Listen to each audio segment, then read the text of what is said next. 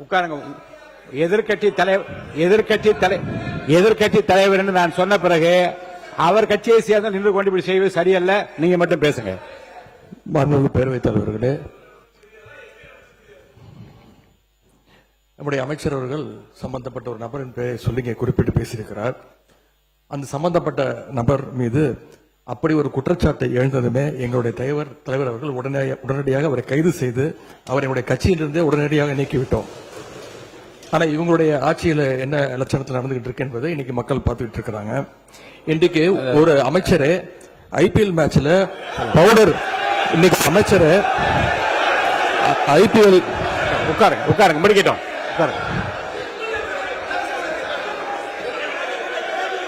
அவங்க குற்றச்சாட்டு வச்சா நான் குற்றச்சாட்டு எதிர்கட்சியில் ஒன்னே ஒன்று சொல்றேன். உங்களுக்கு பேசுவதற்கு நான் அனுமதி அளிக்கிறேன். நியாயமான கருத்து எதிர்கருத்து தான் சொல்ல அனுமதி அளிக்கிறேன். ஆனால் உங்கள் கட்சியை சார்ந்தவர்களை நீங்கள் பேசி நான் உட்கார அமைச்சர் இருங்க. அமைச்சரை நான் உட்கார சொல்லிவிட்டேன். இல்ல இல்ல இல்ல இல்ல ஒன்று இல்ல திரும்ப ஒன்று சொல்லுகிறேன். ஒரு கட்சியை சார்ந்த ஒரு நீங்க என்ன உறுப்பினர் ஆஸ்டின், நீங்க அவருக்காக உங்க எதிர்கட்சி தலைவருக்காக பேசுறீங்களா? உட்காருங்க. நீங்க அவர் தான் உட்கார சொல்லிட்டு நீங்க பேசக்கூடாது. உட்காருங்க. ஆஸ்டின் சார் உட்காருங்க. நீங்க உறுப்பினர் ஆஸ்டின், உங்களுடைய கட்சியினுடைய தலைவர், நீங்கள் எல்லாம் மதிக்க வேண்டிய, நான் மதிக்க வேண்டிய எதிர்கட்சி தலைவர், அவருக்கு நான் வாய்ப்பு கொடுத்திருக்கிறேன். மாண்புமிகு சட்டத்துறை அமைச்சர் எழுந்த உடனே உட்காருங்கள், பதில் சொல்வார் என்று சொல்லுகிற போது நீங்க எல்லாரும் எழுந்தீங்கள் என்றால் அப்ப உங்க தலைவருக்கு என்ன மதிப்பு இருக்கிறது? மாண்புமிகு எதிர்கட்சி தலைவர், நீங்க பேசுங்க.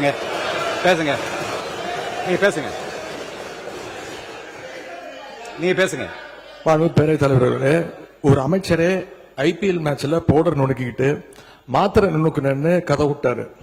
அவர்கிட்ட உங்களுடைய காவல்துறை ஏதாவது விசாரணை நடத்துச்சா? அவர் மேல ஏதாவது நடவடிக்கை எடுத்திருக்கீங்களா? அது மட்டும் இல்ல, சமீப காலமா ஆளுங்கட்சியை சேர்ந்த பலர் போதைப் பொருள் வழக்குல தொடர்ந்து கைது செய்யப்பட்டு வருகிறார். நீங்க இதுக்குரிய ஆதாரங்கள்லாம் நீங்க இல்லாம நீங்க பேசக்கூடாது. அமைச்சர் அவர்கள் பேசுறதுக்கு ஏதாவது ஆதாரம் கேட்டிருக்கீங்களா? அமைச்சர் அவர்கள் பேசுறதுக்கு ஏதாவது ஆதாரம் இருக்கா? நாங்க உடனடியாக கைது செய்யப்பட்டிருக்கோம், ஒரு கட்சியிலிருந்து நீக்கி இருக்கிறோம். உங்களுடைய அமைச்சர் ஐபிஎல் மேட்ச்ல பவுடர் நுணுக்கிட்டு இருந்ததை இன்றைக்கு உலகமே பார்த்துச்சு. பல்வேறு விமர்சனங்கள் வந்துச்சு. குழந்தைக்கு மாத்திரை கொடுத்தேன்னு கதை விட்டாரு. அதற்காக ஏதாவது விசாரணை நடத்திருக்கீங்களா? புகார் எடுத்திருக்கீங்களா? இந்த நடவடிக்கை எடுத்திருக்கீங்களா? கேட்க விரும்புகிறேன்.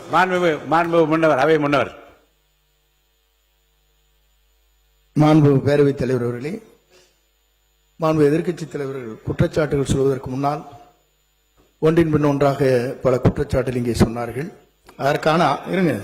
அதற்கான ஆதாரத்தை உங்களிடத்திலே தந்து அதற்கு பிறகு அவர் பேசியிருக்கிறார் என்பதை நான் அறிய விரும்புகிறேன்.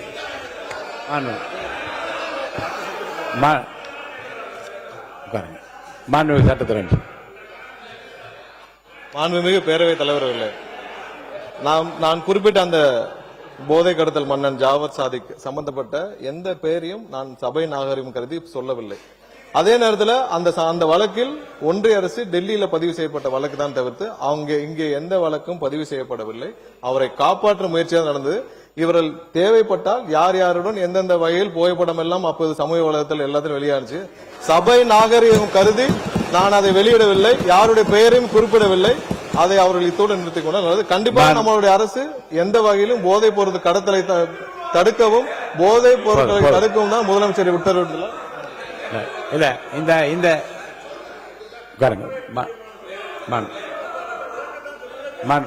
உறுப்பினர் மனிதவளத்துறை அமைச்சர் அவர் சொல்லட்டும். அவரை பத்தி சொன்னதுனால சொல்லட்டும். மனிதவளத்துறை அமைச்சர். மாண்புமிகு பேரவைத் தலைவர் அவர்களே, அதாவது ஸ்டேடியம்ல இருந்து இந்த மாதிரி நடந்ததுக்கான விளக்கத்தை ஆல்ரெடி அளித்தாச்சு. அதுல அவங்களுக்கு பல்வேறு முரண்பாடுகள் இருக்கலாம், பல்வேறு கருத்துக்கள் இருக்கலாம். அப்படி இவங்க சொல்றாங்கன்னா அந்த சமயத்துல திராவிட முன்னேற்ற கழகத்தின் ஆட்சி தான் நடந்தது. அப்போ ஸ்டேடியம் வாசல்ல இருந்து இவங்க எல்லாம் அந்த மாதிரியான போதைப் பொருள் வித்தாங்கன்னு சொல்லி ஒத்துக்கிறாங்களா? அப்போ அதனால ஆதாரம் இல்லாமல் விளக்கம் கொடுத்ததுக்கு அப்புறமோ தேவையில்லாத பேச எனக்கு கூட தான் இப்ப செய்திகள்ல நீங்க சொல்லக்கூடாதுன்னு சொல்றீங்க. என்னோட அதாவது என் துறையை சார்ந்த கிட்டத்தட்ட அரசு வேலை கொடுக்கறதா சொல்லி 888 கோடி ஊழல் பண்ணிருக்காங்க. எனக்கு பல்வேறு முரண்பாடுகள் இருக்கு. அதனால விளக்கம் அளித்ததுக்கு அப்புறம் அது மாதிரி தேவையில்லாத விஷயங்களை கருத்துக்களை தெரிவிக்க வேண்டாம் என்றது பேரவை வாயிலாக நான் தெரிவித்துக் கொள்கிறேன். மாண்பு உறுப்பினர் உட்காருங்க. மாண்பு உறுப்பினர்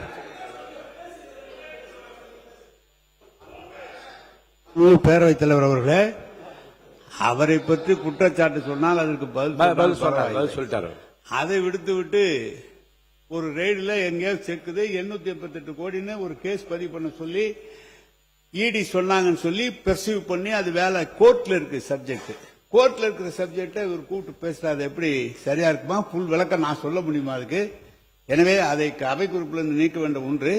ரெண்டு, அவரை பத்தி சொன்னதுக்கு நீங்க பதில் சொல்லுங்க. அதை விட்டுட்டு ஏன்டானா நீங்க மத்தவனை பத்தி பேசிட்டீங்க. உன்ன நீங்க எடுத்தீங்களே அந்த கார்ல தண்ணீங்களே அது என்னன்னு சொல்லுங்க.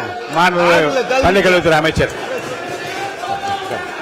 பள்ளிக்கல்வித்துறை அமைச்சர் அவர் பேசி முடிக்கட்டும். உட்காருங்க உட்காருங்க. மாண்பு பள்ளிக்கல்வித்துறை அமைச்சர் அவர் பேரு மாண்பு உறுப்பினர் மாண்புமிகு பேசி முடிக்கட்டும். பேரவைத் தலைவர் அவர்களே,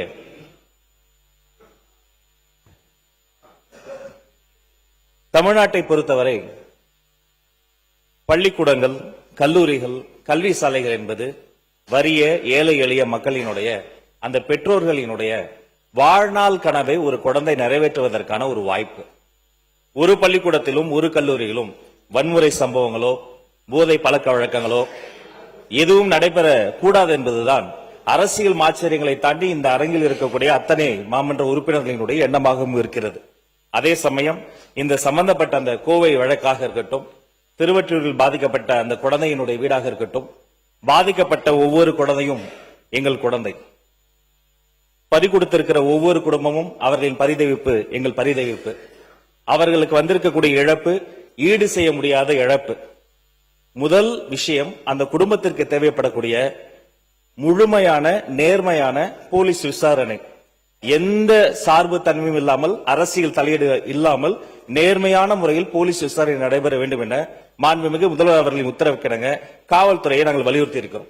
2, அந்த பரிதவித்து மிகப்பெரிய சோகத்தில் ஆழ்ந்திருக்கிற அந்த குடும்பத்தினுடைய துன்பத்தில் நாங்கள் பங்கெடுக்கிறோம், துயரத்தில் துணை நிற்கிறோம்.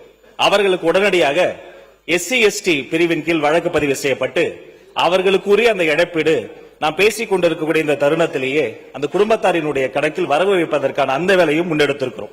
மேலும் அவர்களுக்கு தேவைப்படுகிற அனைத்து வகையான உதவிகளும், எத்தனை உதவிகள் செய்தாலும் அந்த ஒரு குழந்தை செல்வத்தினுடைய விலை மதிப்பில்லாத உயிருக்கு ஈடு இணை ஆகாது. இருந்த போதும் அந்த குடும்பம் தேவைப்படுகிற அத்தனை உதவிகளும், குடும்பத்தில் ஒருவருக்கு அரசு வேலை, அவர்களுக்கு ஒரு பாதுகாப்பு, நேர்மையான விசாரணை.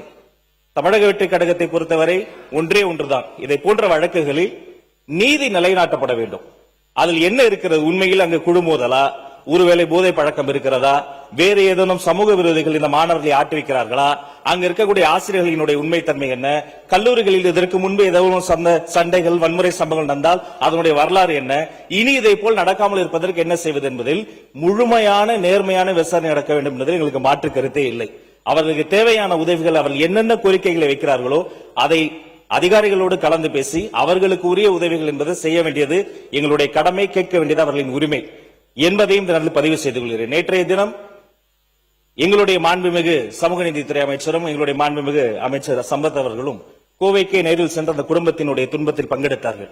நேற்றைய தினம் பள்ளிக்கல்வித்துறை அமைச்சராக நானும், அன்பிற்கினி சகோதரர் மாண்புமிகு பொதுப்பணித்துறை அமைச்சர் ஆதவ் அவர்களும் திருவற்றூர் வீட்டிற்கே நேரில் சென்று அந்த தாயின் கரம் பிடித்து, தந்தையின் கைப்பிடித்து அவர்களினுடைய துன்பத்தை ஈடு இணை செய்ய முடியாத ஒரு மிகப்பெரிய இழப்பிற்கு எங்களுடைய ஆறுதலை தெரிவித்தோம். மேலும் திருவற்றூர் சம்பவத்தை பொறுத்த வரைக்கும் அந்த குழந்தை தனுஷ், சின்னஞ்சிறு சிறுவன், அந்த குழந்தையின் மீது தாக்குதல் சம்பவம் நடத்திய அவர்களும் சிறுவர்கள். அந்த வழக்கில் ஒருவரை தவிர அத்தனை பேருமே மைனராகவும் இருக்கிறாங்க. அப்ப இந்த பிரச்சனையை பார்க்கிற பொழுது மிகவும் வேதனையாக இருக்கிறது.